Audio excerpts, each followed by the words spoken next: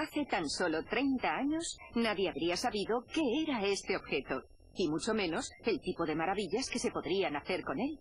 Bueno, los tiempos cambian, y hoy es difícil imaginar una casa moderna o una oficina sin al menos uno de estos aparatos revolucionarios. En montar un ordenador se tardan unos 90 minutos. El disco duro guarda durante mucho tiempo la información que le ha sido transmitida. La cabeza lectora lee la información. Es extremadamente precisa. Entre la cabeza lectora y el disco duro apenas cabe un cabello. El disco duro se instala en su posición dentro del ordenador.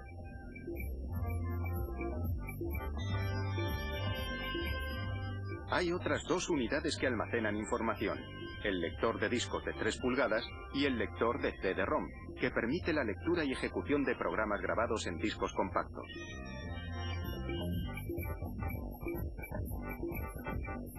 Estas dos unidades se colocan en su posición.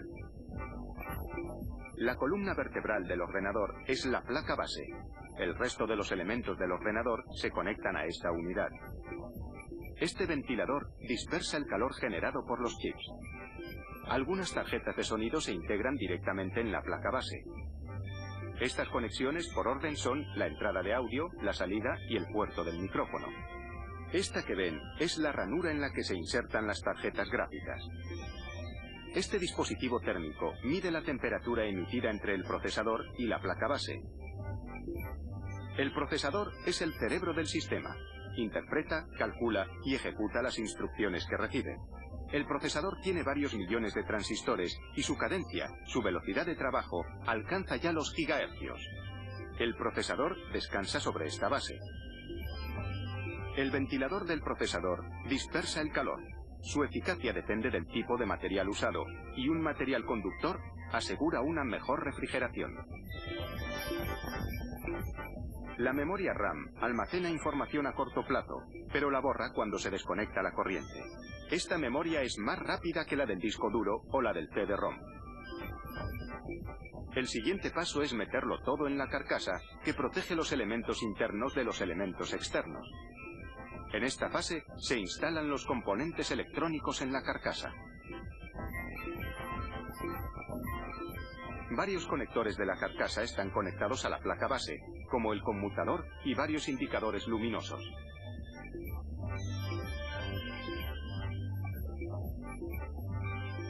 Esta es la salida de la tarjeta de vídeo, que conecta el ordenador al monitor.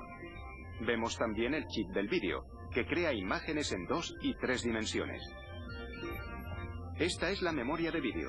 Cuanta mayor sea su capacidad, más clara será la imagen que aparece en el monitor. Se coloca la tarjeta de vídeo en su posición. El módem permite la comunicación entre ordenadores. Sus condensadores producen una señal telefónica muy nítida para facilitar las comunicaciones. Estos condensadores del módem controlan la información que circula entre ordenadores. Se instala el módem fax. La fuente de alimentación transforma la electricidad según el voltaje requerido por los diferentes componentes.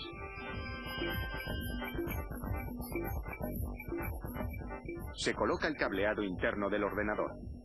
Gracias a él, la información circula entre los diferentes medios y la placa base. Se conecta el cable ID y el CD-ROM.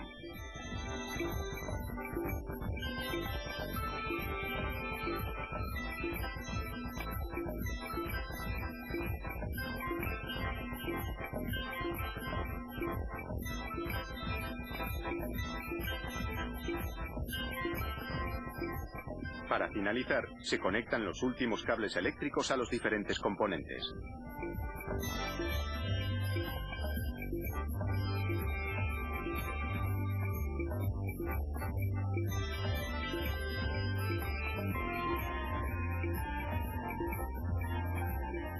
Ya ha concluido el montaje de los 30 componentes del ordenador. Antes de cerrar la carcasa, se comprueban todos los ordenadores para verificar el funcionamiento de los periféricos. A continuación se cierran y se embalan. Esta fábrica produce unos 300 ordenadores al día.